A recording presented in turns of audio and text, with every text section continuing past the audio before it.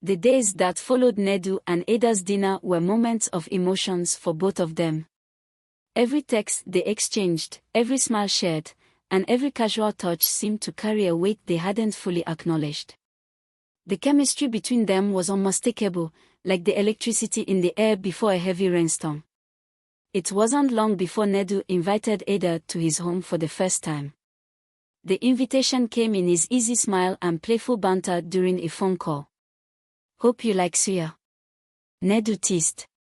"I mean, who doesn't?" Ada replied, laughing. "Good. I'll pick some up. But fair warning, I love pepper." "That's not a problem," Ada responded, smirking even though he couldn't see her. "I'm from a proper Nigerian family, I beg. I love pepper too." When Ada arrived at Nedu's apartment, she was pleasantly surprised by how homely it felt. The walls bore paintings of landscapes, and a faint scent of lavender filled the air. "I didn't know you are the scent type," Ada said as she walked in, slipping off her shoes at the entrance. "I'm full of surprises," Nedu said with a grin. "Come in. Make yourself comfortable."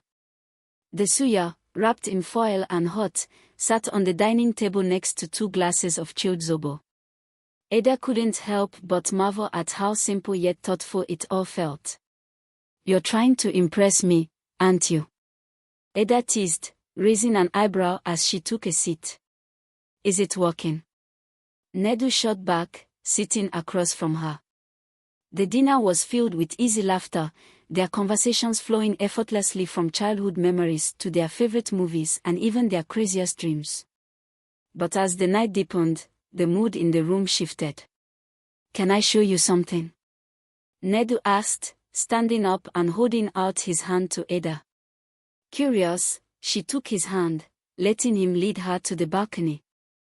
The night sky stretched above them, a blanket of stars twinkling against the blackness.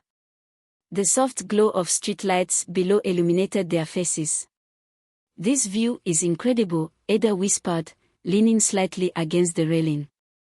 "I thought so too the first time I saw it," Nedu said, his voice soft and his eyes focused not on the view but on her. Ada turned to find him staring at her, his gaze steady and intense. She felt her heart flutter, her breath catching slightly in her throat. "Why are you looking at me like that?" she asked, her voice barely above a whisper. "Because you're the most beautiful thing I've seen tonight," Nedu replied, stepping closer to her. The air between them seemed to thrum with unspoken words and possibilities. Slowly, tentatively, Nedu reached out, tucking a strand of hair behind Ada's ear. His fingers brushed against her skin, leaving a trail of warmth. "Is this okay?" he asked, his voice. Ada nodded, unable to find her words. Her mind raced, but her body acted on instinct. As he leaned in, she met him halfway, their lips finding each other in a kiss that was slow and deliberate. The world seemed to fall away as they stood there, wrapped in the warmth of the moment. The city below faded into nothing, and all Ada could focus on was the softness of Nedu's lips and the steady rhythm of her heart. When they finally pulled apart, their foreheads rested against each other, both of them smiling. "That was unexpected," Ada said, her voice filled with nervous laughter. "But not unwelcome," Nedu teased, his hand still resting on her waist. "Not at all," she replied, her smile widening. "I want more," Nedu said, pulling Ada closer to himself. They were too close, their body pressing hard on each other. Ada could feel Nedu's hardness. Nedu began kissing her, slowing, and then faster, holding the back of her head for balance. He wanted more. The kiss made him realize how much more he needed. He sucked her lower lips for a while, then moved to her upper lips and then put his tongue inside her mouth. They both were enjoying the moment. He moved from kissing her to giving her pecks on her neck and all over her face. At this point, Ada was already feeling helpless and wanted more than just the kiss.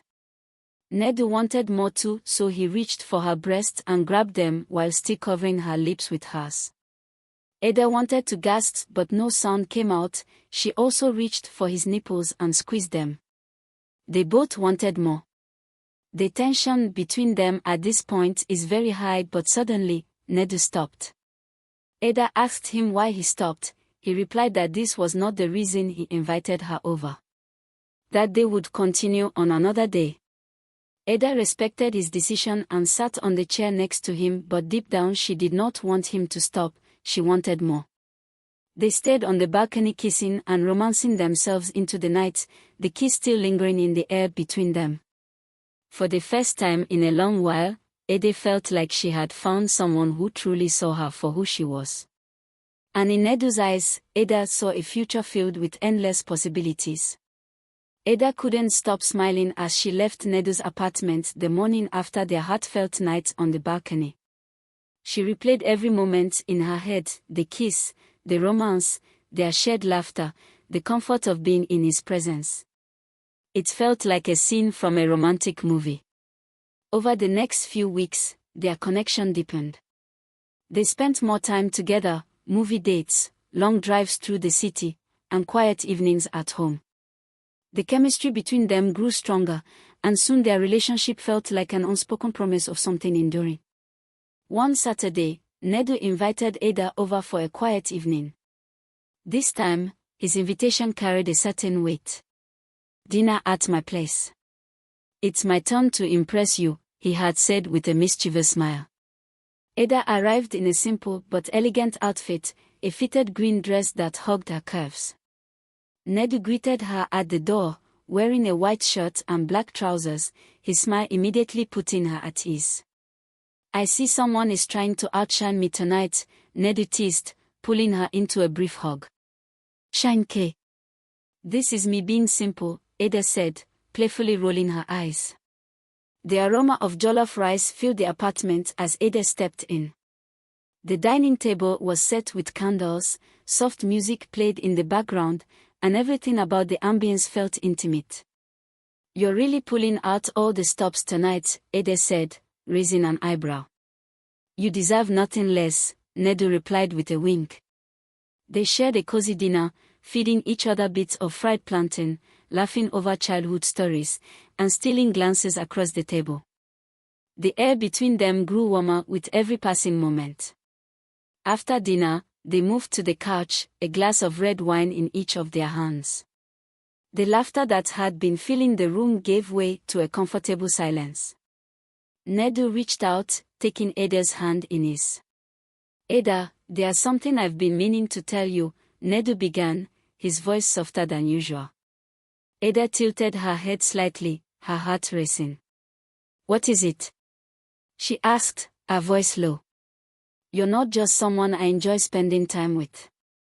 You've become such an important part of my life," Nedu said, his eyes holding hers. "Every time I'm with you, I feel like I found something I didn't even know I was searching for." Ada felt her throat tighten as her cheeks warmed.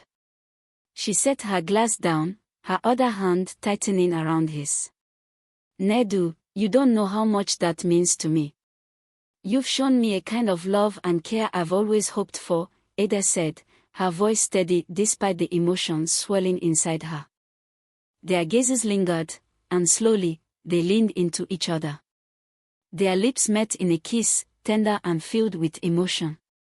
Unlike the first kiss, this one carried a depth that made Ada's heart flutter. As the kiss deepened, Nedu's hand gently moved to her cheek, caressing her face as if she were made of delicate glass. Ada leaned into his touch, her fingers tracing the contours of his jawline. "Are you sure about this?" Nedu asked, his voice a husky whisper against her lips. Ada nodded, her eyes locking with his. "I'm sure," she replied, her words steady and full of trust. He kissed her more passionately this time, cupping her face in his arm and holding her close to his chest. Ada could feel the tension between them. She loves the kiss and loved Nedu too. She wrapped her hands around Nedu's arm too. After what felt like eternity, he stylishly removed her dress and started playing with her breast using his lips and tongue. They created beautiful memory and their love deepened. This happened until he took her to his bed. They moved with a newfound closeness, every gesture purposeful and intimate. The walls of Nedu's apartment seemed to disappear, leaving only the two of them surrounded by warmth and the faint glow of candlelight. That night, they shared a connection that went beyond physical closeness.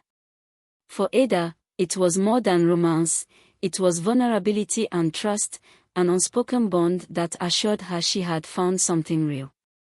As the hours melted away, Ada found herself lying in Nedu's arms, her head resting on his chest.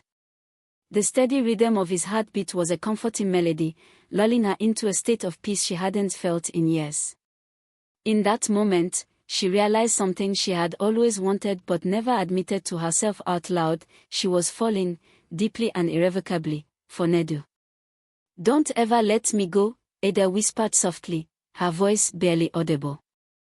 Nedu pressed a kiss to her forehead, his arms wrapping around her tightly.